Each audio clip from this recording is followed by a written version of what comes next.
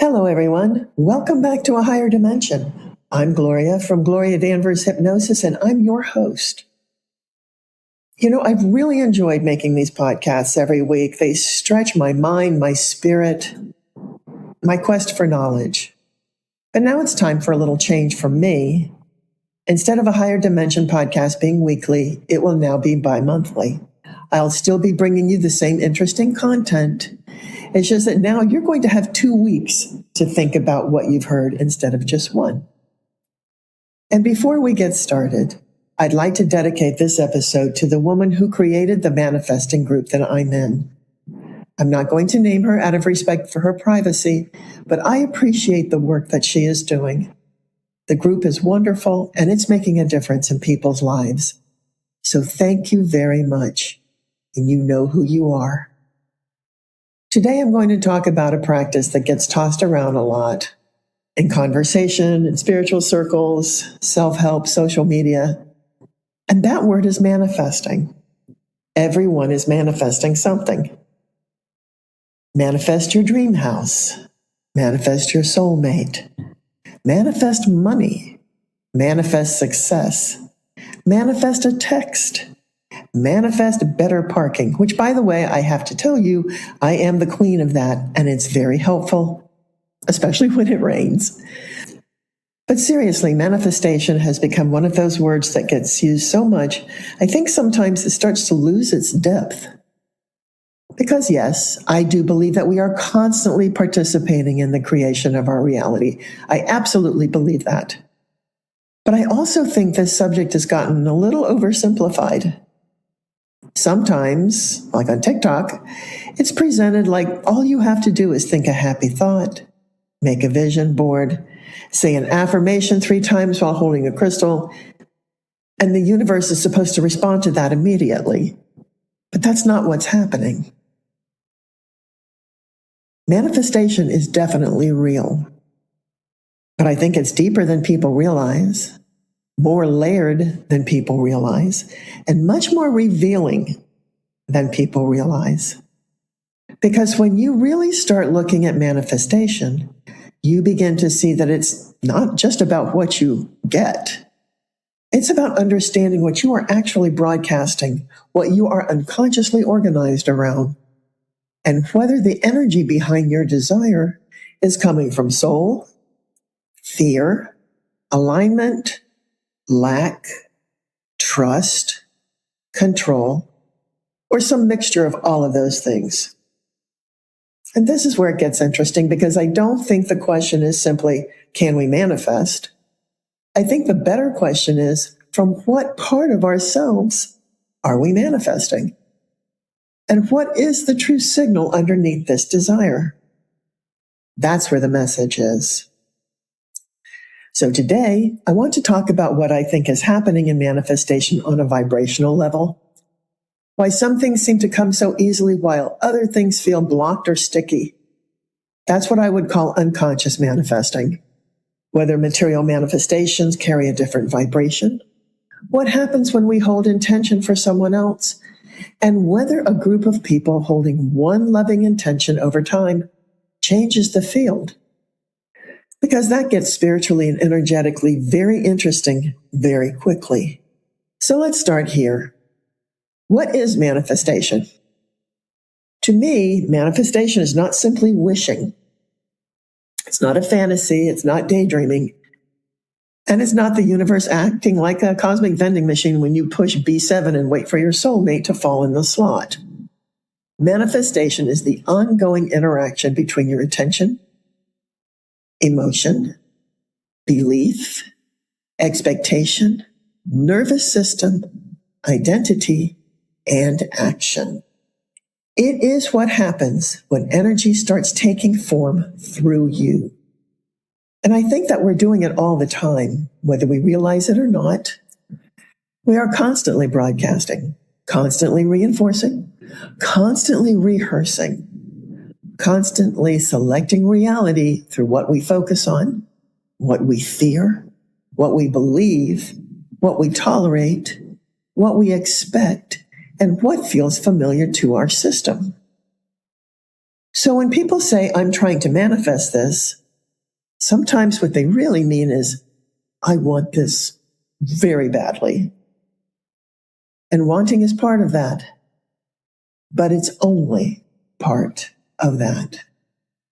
Because a person can consciously want one thing and unconsciously be in total opposition to it. They can say they want love while their whole system is organized around mistrust. They can say they want peace while their body is still more familiar with urgency and chaos.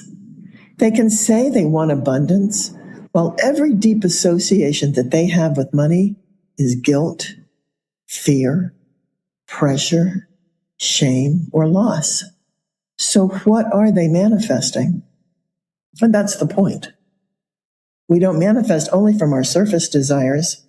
We manifest from our deeper organization, from the patterns underneath the pattern, from what the body feels is safe, from what the subconscious expects to repeat, from the emotional set point a person keeps returning to, from the identity they are still loyal to, even if they say they want something else. And this is why manifestation is not as simple as just saying the right words. Life may hear your words, but it seems to respond much more strongly to your coherence, to what is actually congruent in you. Not just what you say, but what you are. Every desire carries an energetic instruction. And what I mean by that is two people can want the exact same thing and be sending out completely different signals. One of the most common and obvious is two people can want money. One person wants money because they're exhausted, they're scared, they're desperate. They believe money will finally prove their worth, calm their panic, make them lovable, and give them the safety that they never really felt. Another person wants money because they want room to create, room to breathe, room to give, room to live more beautifully, and room to stop white-knuckling everything. Now, both these people want money, but those are not the same vibration. It's the same object. It's the same field. One is asking from expansion, and the other is bargaining from a wound. And I don't say that with judgment, because I've done that myself. And I believe that most people do some version of that at some point. We attach a lot of meaning to external things. We make the house mean safety. We make the relationship mean worth. We make success mean lovability. We make recognition mean finally mattering. We make money. We make peace. And then we wonder why that manifestation feels tangled. It feels tangled because what we're trying to call in is not just the object. We are loading that object with unresolved emotional baggage. So now we're not just asking for the thing. We're asking it to rescue us.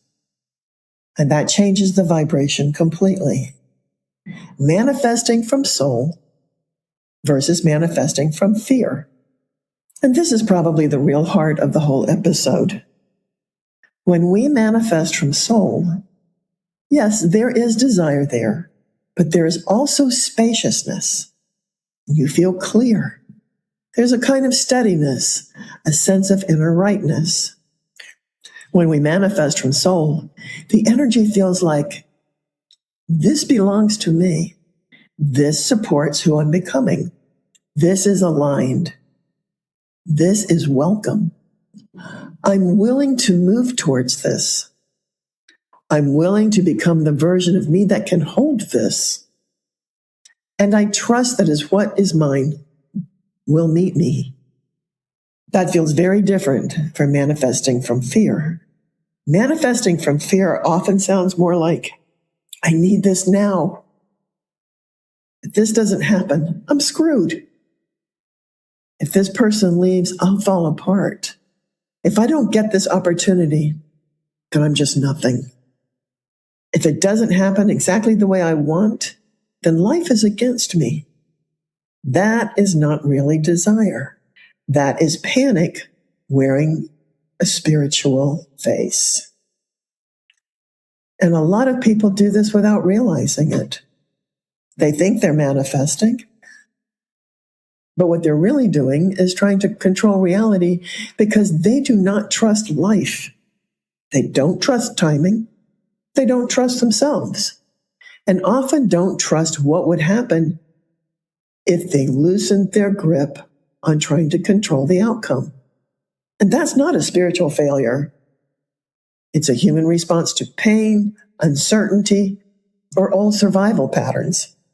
Control is what people reach for when trust becomes dangerous. So when someone is trying to manifest from fear, they're not in a state of magnetic openness. They're not in a state of magnetic openness. They are in a state of energetic gripping. And gripping changes the field. Because gripping says, I don't believe I'm safe without this. I don't believe I can survive uncertainty. I don't trust the unfolding. I'm trying to force form around my fear. And that's a very different signal from aligned intention. And I think this is one reason that people accidentally manifest more of what they don't want. Not because they're cursed, not because they're failing, but because fear is repetitive. Fear keeps organizing attention, expectation, and behavior around the very thing that the person is trying to avoid. If I say all day long that I don't want betrayal, I don't want rejection, I don't want humiliation, I don't want failure, what's the dominant field? It's not trust. It's not openness. It's surely not peace. The dominant field is vigilance. And the body gets very loyal to that field. And that's, for lack of a better phrase, so-called bad manifesting. And I don't even know that I would call it bad manifesting. I think that it probably is closer to unconscious manifesting. Because a lot of what people bring into their lives is not coming from a grand mystical declaration.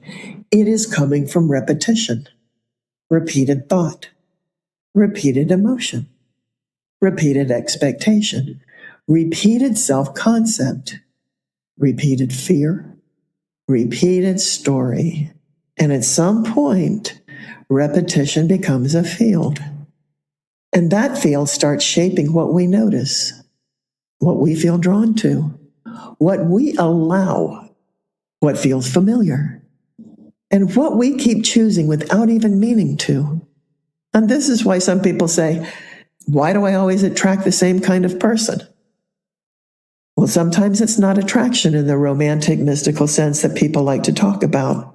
Sometimes it's familiarity. Sometimes it's a nervous system recognizing an old environment and calling it chemistry. And that matters. Because if a person thinks manifesting is just about sitting down and asking for something, they're going to completely miss the deeper reality that they're already manifesting constantly through their set point, through the baseline emotional tone that they keep returning to, through the beliefs they never question, through the identity they still carry, through the role that they are unconsciously still acting out. That's why shadow work matters in manifestation. That's why nervous system work matters. That's why hypnosis matters.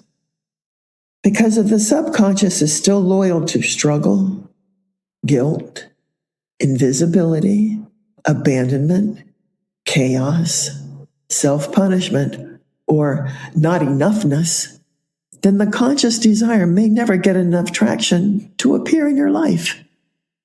And if it does arrive, the person may not be able to keep it. And that brings me to another important piece. Can you hold what you say you want? And this is huge. Sometimes the issue is not that the thing is blocked. Sometimes the issue is that your system can't hold it yet. Can you hold love without sabotaging it? Can you hold money without panic, guilt, overspending, or self-attack? Can you hold visibility without feeling overexposed? Can you hold peace without stirring up drama because stillness feels weird? Can you hold success without immediately expecting punishment? This isn't about worthiness in the cute internet sense. This is about capacity. Receiving is a capacity. Holding is a capacity. Sustaining is a capacity. A person may truly want abundance, but if abundance is associated in their subconscious mind with envy, danger, pressure, responsibility, or loss, then abundance may not feel like a blessing. In fact, it might feel like a threat. And the nervous system will often protect itself from what it perceives as a threat, even if the conscious mind calls it desire. And this is where people get frustrated and say, look, I've done the affirmations. I've made the vision board.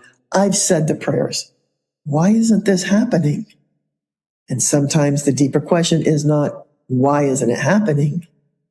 Sometimes the deeper question is, what is in me that is still organized against receiving it? Or, what do I believe this thing will cost me if I actually have it? That's where the real signal is. Do material manifestations carry a deeper vibration? I think this is such an important question because there's often this subtle spiritual shame about wanting material things, as though somehow it is less evolved to want money, a beautiful home, nicer clothes, a more comfortable life, a better business, or more support. Well, I don't believe that at all. Matter is a part of this life. We are in bodies. We live in the physical world. We pay bills. We sleep in beds. We move through homes, cars, schedules, obligations, and all the ordinary things of being human. And there is nothing unspiritual about wanting your life to work. There's nothing low vibration about wanting stability, comfort, beauty, or financial ease. What changes the vibration is the meaning attached to the thing. Material manifestations often feel heavier, not because they're spiritually lower, but because they tend to get loaded up with more emotional meaning. In other words, a relationship manifested may mean being chosen. Money may mean being safe. A house may mean being protected. Success may mean finally being enough. Recognition may mean finally mattering and being seen. So again, it's not the object. It is the vibrational instruction underneath the object. Material things do not have a lower vibration by default, but they often carry the heaviest emotional cargo. And that's why material manifestations can feel real sticky. Because you think you're manifesting a house, but maybe on a deeper level, you are trying to manifest permanence in a world that never felt stable. You may think you are manifesting money, but maybe you are trying to manifest relief from generations of fear. You might think that you're manifesting recognition, but maybe you're trying to undo a lifetime of invisibility. And that does not make the desire wrong, but it does mean that the vibration is more complicated than the object itself. So now the question becomes, am I calling this in because it supports my life and my purpose, my peace, my expansion? Or am I trying to use it to fill a wound that this was never meant to heal? That's a very different thing. I think when material manifestations come from alignment, they can be beautiful. There's nothing wrong with money that lets you breathe.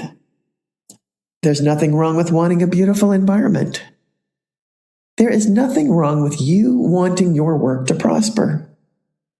There's nothing wrong with wanting ease after a lifetime of struggle. But if the thing is carrying the burden of proving your worth, healing your abandonment, erasing your shame, or saving you from yourself, it is going to feel energetically distorted no matter how spiritual the language is around it sounds. And so what about manifesting for someone else? Can you hold intention for someone else? Can you pray for them? Can you send healing? Can you direct loving energy, blessing, protection, peace, support, and clarity towards another person? I believe yes. I absolutely believe that we can hold loving energy, healing intention, prayerful support, and blessings for other people. But here's where I think we have to be thoughtful. What are we holding for them? Well, number one, I don't believe that healthy spiritual intention overrides someone else's soul mission, their free will, or their nervous system. And I think that distinction matters a lot. There's a big difference between saying, may this person be protected. May they be guided. May their highest good unfold. May truth reach them. May healing open where healing is ready. That feels loving. It feels loving, respectful, and spiritually clean. That is very different from making someone else's path a project of our own attachment. And I think most really spiritual people understand that instinctively. When an intention is held with love and humility and respect for the soul of the other person, it becomes a shower of blessing rather than a sharp demand. That's how I see it. Because their soul may be on a path that you don't fully understand. Their lesson may not be your lesson. Their timing may not be your timing. And that doesn't mean that we become passive or cold. It just means we don't confuse support with control. Now, what happens when a group holds one intention? There's more than one layer to this that I think is really worth talking about. What happens when it's not just one person holding an intention, but a group of people holding the same intention over an extended period of time? Does that make it more powerful? I think it can. Not because the universe is up there counting heads, but because sustained collective intention can create a stronger field than one person thinking about something for a few moments and then wandering off to doubt, laundry, emails, and whatever life throws at them. A group can hold an intention steadier. A group can keep feeding the field. So yes, I think a group holding one intention over time can absolutely intensify the field. And when it is done with wisdom and sincerity and respect, I've seen that it can be a very beautiful force. Because I have found all of this to be true in the manifesting group that I'm in. Does directing energy at someone change their plan? This is one of the questions where I think the answer is pretty subtle. Whether it's one person or a whole group, I do think loving energy can influence the atmosphere around someone. I think it can create support. I think it can strengthen openings. I think it can soothe, bless, encourage, and perhaps amplify what's already trying to emerge. But I don't think that means that we can override what is really deeply theirs to choose. I don't think you can override someone's soul path just because one person or many people are intensely focused on a preferred outcome. If something's aligned with that person's path, the energy may completely support it. If it's not aligned, the energy just won't land in the way that people intended. Or it may land as comfort rather than instruction. As a blessing rather than control. As a blessing that is present now. And to me, that's how it should be. Because the healthiest spiritual intention, whether individual or collective, is not about domination. It's about support. It's about holding a field of love without trying to replace the soul's own wisdom. And I think that's a beautiful thing. And I don't believe that manifestation is a moral reward system where good people get the good things and people who struggle somehow caused every hardship in their life. That line of thinking can get cruel very quickly because people start blaming themselves for every loss, every illness, every heartbreak, every struggle, every injustice, as though their vibration failed and now they deserve what happened. Well, I don't believe that. Life is more complex than that. There are collective energies, family systems, timing, other people's choices, mysteries, and things that we simply don't understand. So I'm not saying that everything that happens is consciously manifested by the individual. What I'm saying is that we are always participating in the field of our lives. And the more conscious we become of what we are carrying, what we're rehearsing, fearing, expecting, the more intentional our participation can become. Manifestation is not a reward system. It's more like a reflection system. It shows us who and what we are in relationship with, what we are available for, what we are rehearsing, what we are resisting, what we still believe, what we are trying to control, and what we have not made peace with. And that is why it can be such a spiritual teacher. Because sometimes the absence of something tells you where the contraction is. And sometimes the repetition of something tells you what field you're constantly reinforcing. So what creates a clearer signal? If manifestation is not just asking, then what does create a clearer signal? I think several things do.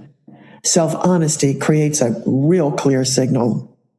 Self-regulation creates a clear signal. Congruence creates a clear signal. Emotional processing creates a clear signal. And even shadow work creates a clear signal. Aligned action creates a clear signal. Releasing desperate attachments creates a clear signal. In other words, the clearer the channel, the cleaner the transmission.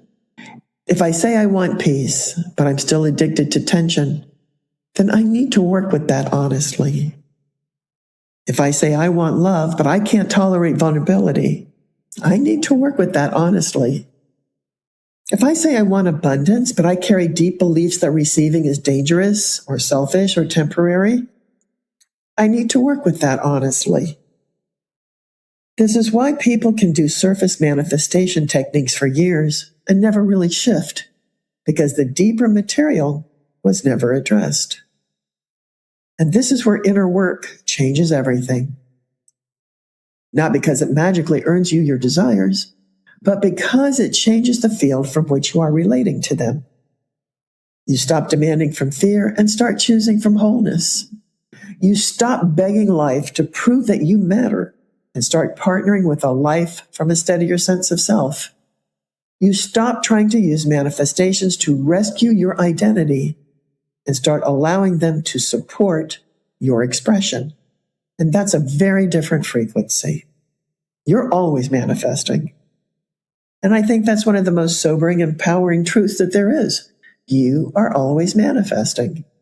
Not just when you sit down and do a ritual, not just when you write intentions, not just when you speak affirmations into the mirror.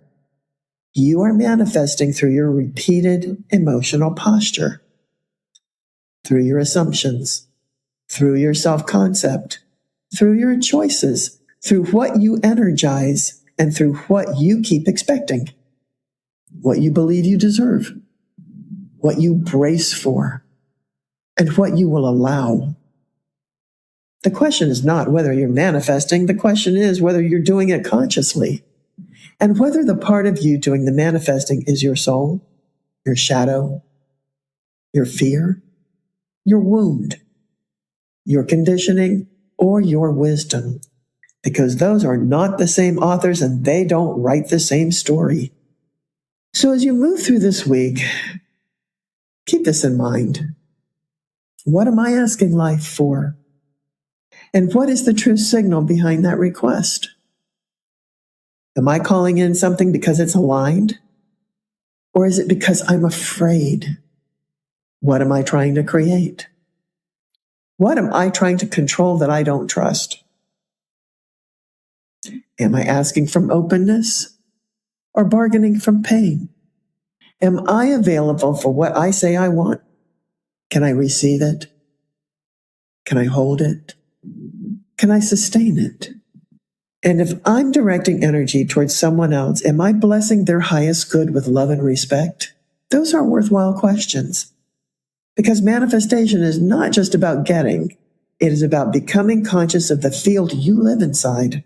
It is about recognizing that your life responds not only to your words, but your patterns, your loyalties, your emotional tone, your nervous system, and your deepest assumptions about what is safe, what is possible, and what is allowed.